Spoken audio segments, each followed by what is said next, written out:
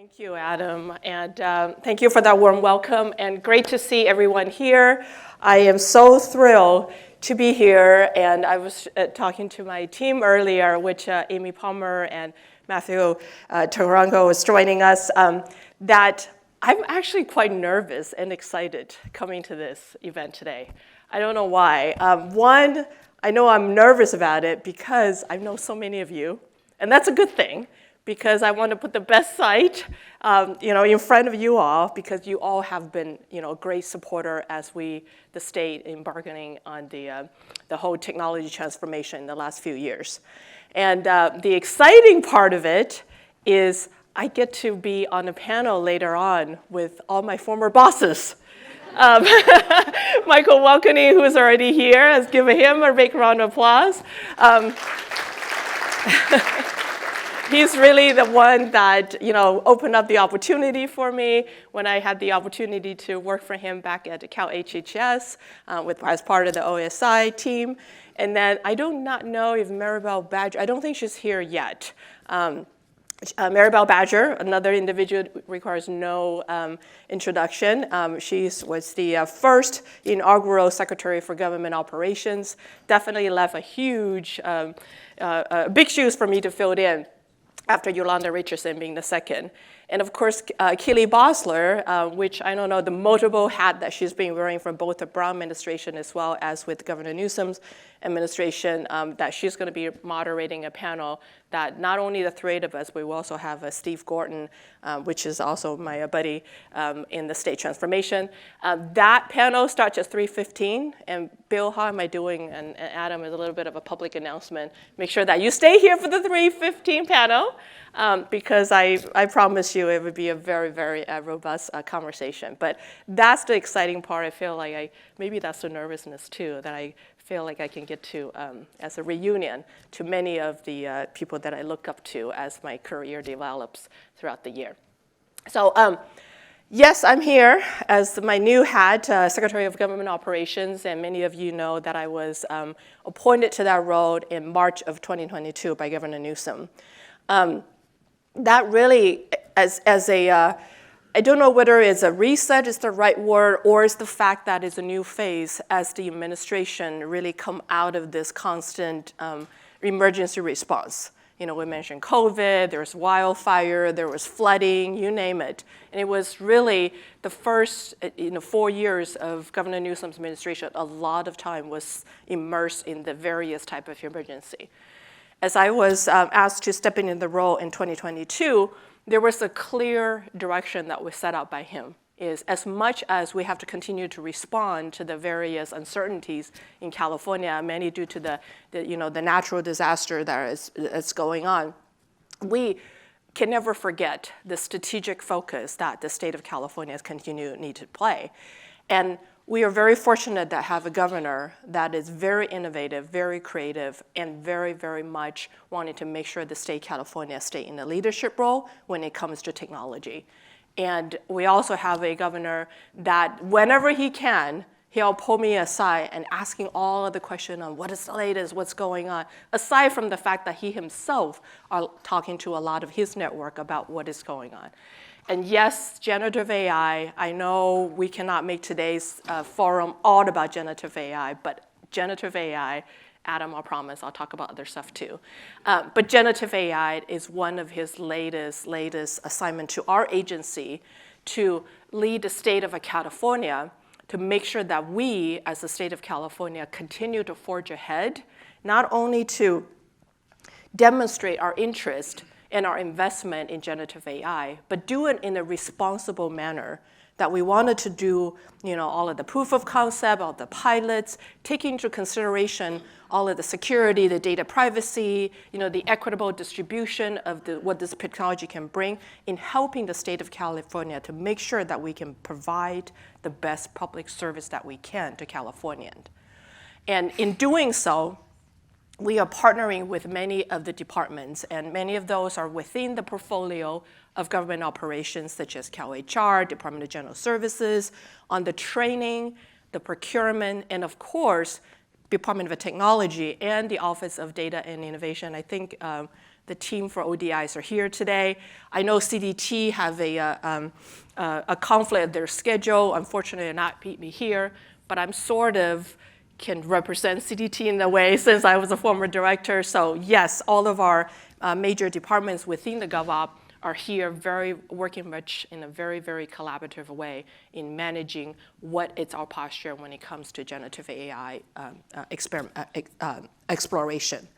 Outside of that, obviously we're working with OES, Military Department, CHP, as part of the California Cybersecurity Integration Center, CalSIC, to make sure that we have a clear understanding, to the extent possible, what type of risk, not only from the security on the digital side, but our critical infrastructure, what type of measure, if any, that we can do in advance while we trying to get a better understanding what the evolution of generative AI is.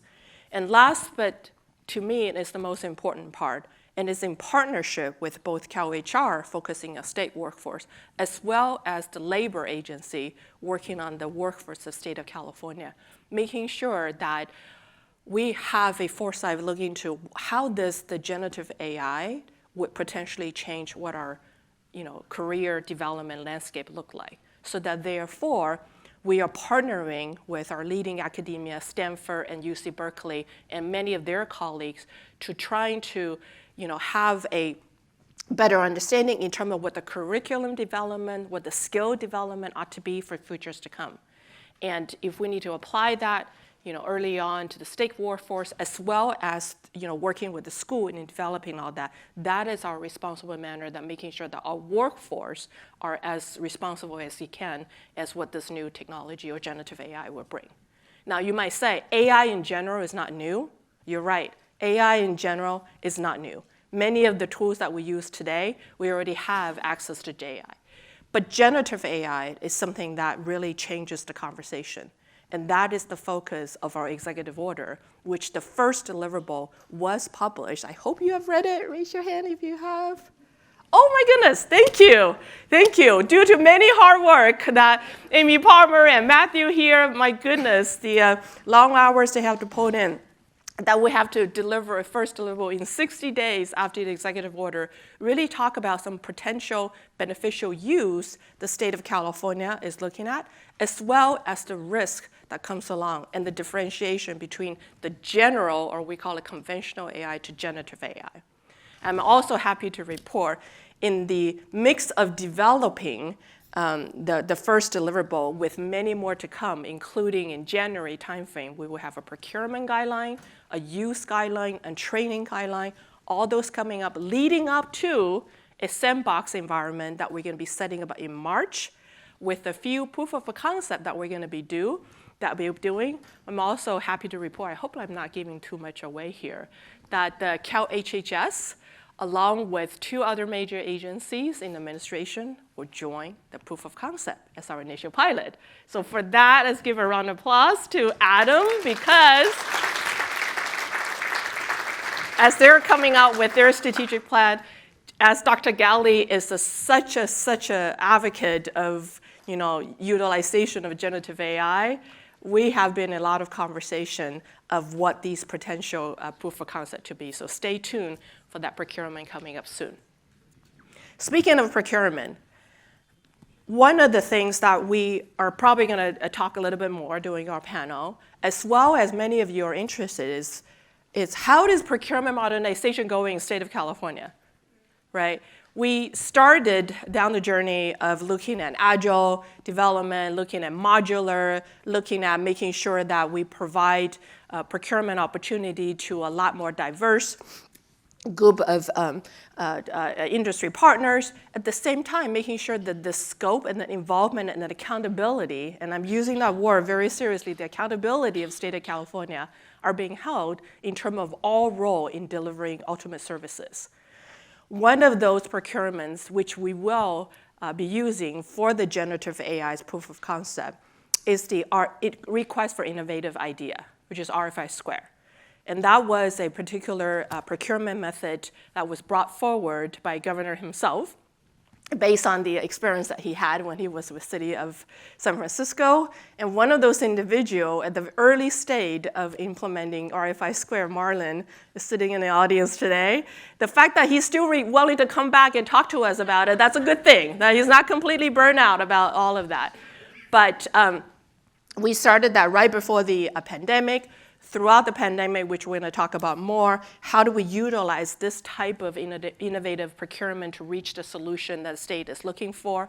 And as we enter into the proof of concept phase for generative AI, you will see more of this type of procurement coming up. Really the intent here, and it really speaks to the desire for the state of California wants to partner with you to learn how we should be utilizing this technology, is really the intent is here, is laying out a clear problem statement on what problem we're trying to solve, but not going to a prescription of what the solution ought to be. And that is very fitting as we're talking about generative AI right now as one of those things that we're all learning. I know I'm definitely trying to catch up with all the readings and all of the updates that's going up. And thanks to many of our partners in the audience that you have been also very, very forthcoming in sharing the latest developments so we can hopefully can catch up with all of the latest development that's going on. But the idea of using RFI Square as a procurement method is that. It's just so that we could have a lot more dialogue, we can have a lot of interactions with those of you who are interested in joining this pilot, so we can not only craft the outcome, if you would, that can be achieved together, but we're also along the way figuring out what are the terms and conditions, what are the guardrails that needs to be in place as we learn more and more about the implementation of such technology. So more to come on this, on the procurement of specific to generative AI. Maybe just in closing, I'll keep it short because you can probably hear I'm still a little bit congested. So much so that I did not want to miss today's event. I think I might have overdosed on vitamin C yesterday. Just so that, and my team actually gave me the directive to stay home yesterday to rest up so I don't miss the event today. So I'm going to save my voice to the panel. But in closing, I just want to say, California, AI economy or not, it's in a very strong state.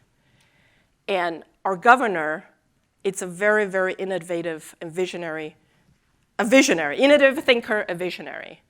His desire, as much as everything else is going on that he has to deal with, he has never forgotten the relationship or the need to make sure the state of California have with our tech industry, because we are very, very proud the fact that California continues and should continue to be a tech leader, not only in the US, but in the world. How does that translate to the state of California's partnership with you all? Speaking from personal experience, I know the years that I have been the state CIO, and prior to that as the AIO for Cal HHS and the Chief Deputy Director over at OSI. Many of the things that we accomplished and many of the lessons that we have learned, it would have not been possible without your unwavering support. Yes, there are times we're probably like frustrated with each other, we're probably like, why is this happening? But at the end of the day, many, many, many, many, many of you have come through to look for that continued partnership. And now that we have got over the hump of all of the emergency response and really trying to reset this relationship as we wanted to continue to invest into this relationship, that's why it is so important for forums like this today, for us to reconnect, and for forums like today, that the state team here to make sure that we, as interested in investing our time in developing that relationship with you as you are with each other. And there will be many, many challenges to come, especially you probably all saw the budget situation, with all the projection and all that. But that is something we have to do. And technology will be one of those ways to how we can help the state continue to be more efficient, effective, possibly do more with less. But at the same time, we also need to be very mindful. Technology is a tool that enables a business transformation. So hopefully, as you all continue to develop your relationship with departments and amongst each other, we, as Adam, I know this very well, continue to focusing on that how do we as an organization as a whole focusing on the business transformation by utilizing technology as an enabler the best we can. And with that, again, I just really, really appreciate you all taking the time to attend this forum, and we are very much looking forward to continue our partnership with many, many years to come. Thank you so much.